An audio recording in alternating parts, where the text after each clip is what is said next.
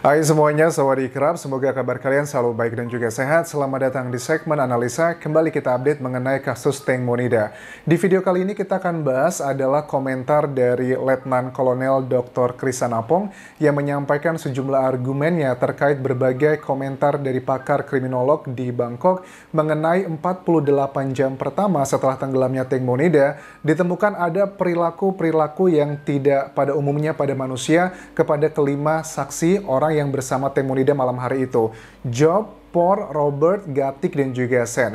Kenapa para pakar kriminolog menyatakan hal seperti itu di Bangkok? Karena perilaku mereka pada saat temannya tenggelam itu bukanlah hal yang normal yang terjadi pada manusia pada umumnya. Well, ini tentunya banyak sekali subjectivity, tapi menurut aku juga sudah termasuk science ya. Karena science itu tidak melulu mengenai otopsi, hal-hal yang bisa diukur, bisa dilihat dengan mata seperti itu, tapi juga hal-hal yang sifatnya perilaku.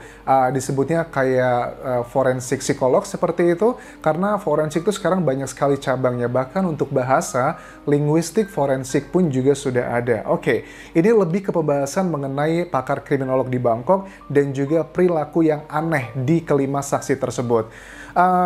Letnan Kolonel Dr. Krisanapong bilang gini, 48 jam pertama adalah titik yang krusial untuk alat-alat buktinya. Ya, alat bukti itu sekali lagi aku ingatkan, itu adalah misalnya keterangan saksi, keterangan terdakwa, kemudian keterangan ahli, petunjuk, dan surat. Ini adalah kelima hal alat bukti yang sangat penentu bagaimana penyebab kasus ini sebenarnya dan siapakah tersangka-tersangkanya, itu adalah dari kelima alat bukti tersebut. Kita coba langsung cek aja, Anjas. Kalau menurutnya beliau, Mr. Krisanapong bilang, sebenarnya kalau dilihat dari perilaku dari kelima saksi, kami dari para penyidik itu sudah sangat curiga kepada kelima orang tersebut. Tapi kami tidak punya bukti karena kecurigaan saja itu tidak bisa membuat seseorang menjadi tersangka atau bahkan memunculkan apa sebenarnya kejadiannya ini. Karena suka nggak suka, walaupun beliau mengatakan mereka curiga tim penyidik Kota Bangkok dengan kelima saksi tersebut, tapi kan kita juga sudah tahu ya di awal kasus ini muncul, sudah ada statement resmi dikatakan bahwa penyebab dari kecelakaan Teng Monida adalah murni karena kecelakaan. Tapi karena dengan viralnya tekanan masyarakat, adanya kejanggalan ini dan itu di video-video sebelumnya sudah aku bahas, makanya dikembali dibuka lagi, diberikan waktu, kurang lebih adalah sekitar 20-an hari lagi kita punya waktu untuk menentukan apakah ini murni kecelakaan ataukah ada indikasi pembunuhan. Oke, kemudian juga ada beberapa hal kalau kita cek ya, apa aja sih Anjas menurut kamu hasil pantauan kamu di Kota Bangkok, dari kelima saksi hal-hal yang dinilainya janggal secara perilaku. Pertama langsung aja, kita bahas adalah mengenai Gatik. Gatik ini kan manajer dan juga sahabatnya Teng Monida, sudah 17 tahun lebih mereka bersama, punya anak juga bersama. Maksudnya anaknya Gatik itu diangkat sama anaknya Teng Monida, dan mereka dekat secara emosional. Ini juga sudah dikonfirmasi oleh sahabat-sahabat Teng Monida, nggak mungkin ada dugaan-dugaan kalau dia itu dijual dan sebagainya.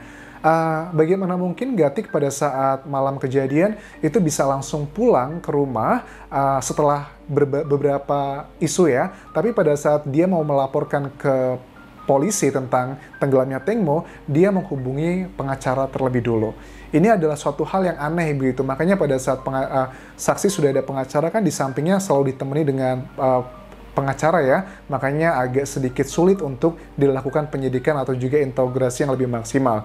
Itu dari Gatik ya, yang pertama. Terus juga ada beberapa CCTV yang kita lihat di beberapa jam setelah Teng Monida tenggelam, ini ada apa dengan mereka? Kan kita lihat yang terakhir CCTV pada saat wartawan Bangkok, itu sudah mendapati mereka tiba di dermaga atau pier, itu adalah sekitar jam 12, beberapa menit menuju jam 12 malam. Artinya kalau dibandingkan dengan waktu tenggelamnya Teng Monida, let's say sekitar jam 10.30, itu kan mereka hanya 1 jaman ya, artinya mencari Tengmo di Sungai Chao Phraya bersama-sama dengan tim SAR yang sudah hadir memang 5 menit setelah ditelepon oleh mereka yang berada di Sungai Chao Phraya di speedboat tersebut. Tapi kenapa kok mereka pada saat jam 12-an malam, mereka ini sulit dihubungi sama keluarga. Bahkan ada CCTV yang menunjukkan bahwa mereka sempat bertemu di SPBU, bahkan juga meeting kurang lebih 10 menit di SPBU tersebut. Bahkan juga ada sosok seorang pria yang juga hadir terekam di CCTV tersebut. Itu siapa? Itu sampai jam 2 pagi ya. Itu ada rekamannya, sudah diserahkan ke tim penyidik. Tapi apakah ini tidak bisa menjadi salah satu petunjuk gitu? Ada sesuatu hal yang aneh, karena perilakunya nggak masuk akal begitu.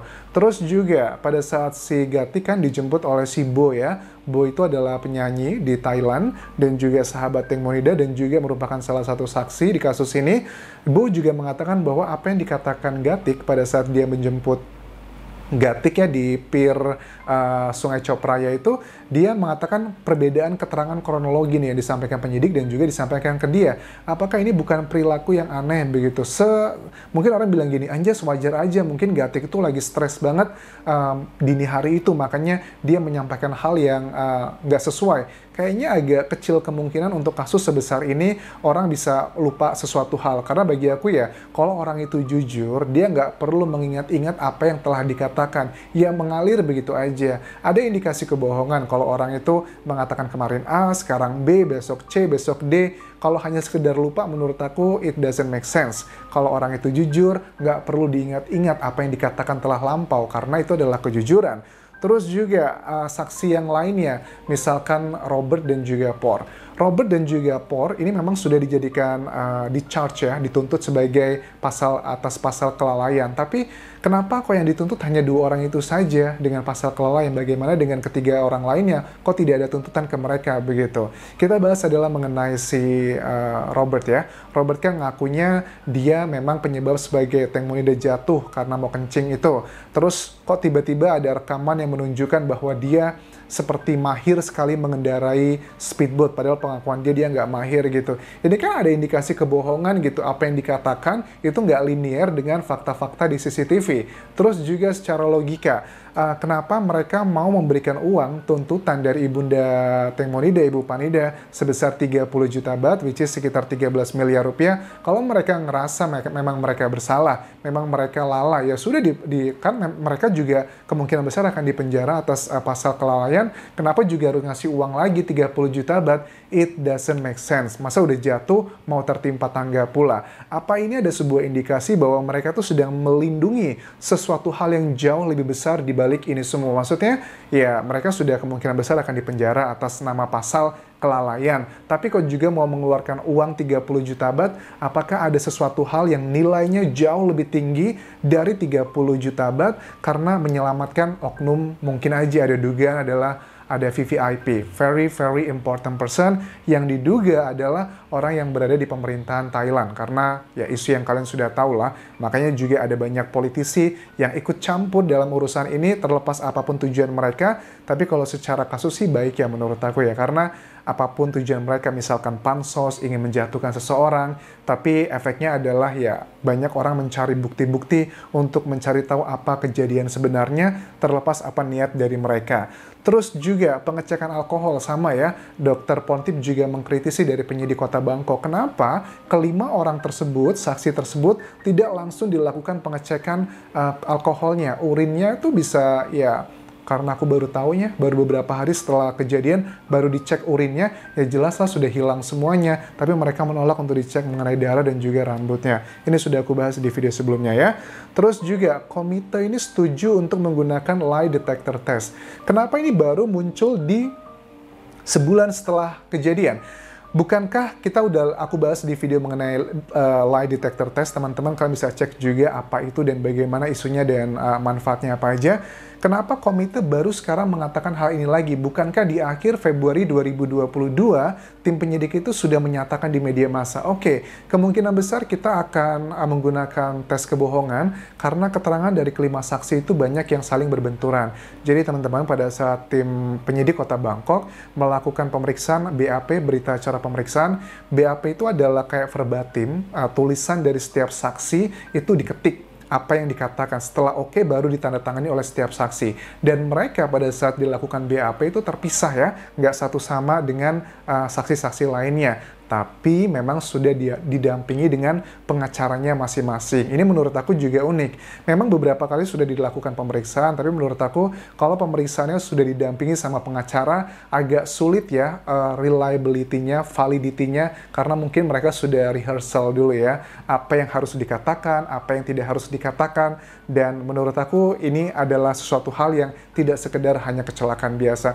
Mana mungkin secara logika kalau murni kecelakaan biasa, orang sudah well prepare dengan pengacara di masing-masing saksi tersebut. Nah, kemudian kritik dari kriminolog di Thailand juga mengatakan kenapa yang di-charge itu hanya 2 orang itu saja, kenapa dengan yang lainnya tidak ada? Karena kan kalau kronologi seandainya benar gitu kan ya, bahwa si Teng Mo pegangan lutut dari Sen pada saat mau kencing, bukankah itu juga termasuk dalam kategori kelalaian juga atau sengaja dijatuhkan? Kenapa ini juga nggak menjadi satu hal yang menjadi petunjuk begitu? Ada banyak hal yang nggak masuk akal di 48 jam pertama tentang perilaku dari kelima saksi tersebut. Itu adalah sebagian kecil yang aku sebutkan. Tapi kalau kalian ada temuan-temuan lagi lainnya mengenai perilaku mereka yang nggak masuk akal, nggak sesuai logika berpikir manusia atau reaksi manusia pada umumnya pada saat temannya tenggelam, kalian juga boleh tuliskan di kolom komentar ini. Dan ada banyak lagi sebenarnya perilaku-perilaku mereka yang nggak wajar, terutama dari rekaman CCTV yang sudah aku bahas di episode-episode mengenai CCTV. Kalian bisa cek di video tersebut ya. Tapi kalau menurut kalian ada satu hal yang sangat janggal Anjas, reaksi perilaku dari kelima saksi tersebut, kalian please tuliskan di kolom komentar ini agar bisa menjadi bagian bahan aku berikutnya untuk membahas mengenai kasus Teng Monida. Akan aku silangkan data-data dari kalian dan juga data-data dari media massa di Thailand. So that's all di video kali ini bisa aku bahas. Terima kasih sudah menonton. Jangan lupa tinggalkan like, tinggalkan komen, dan juga subscribe channel YouTube ini serta follow Instagramku di Anjas di Thailand. Khawpun kerap semuanya. Bye-bye.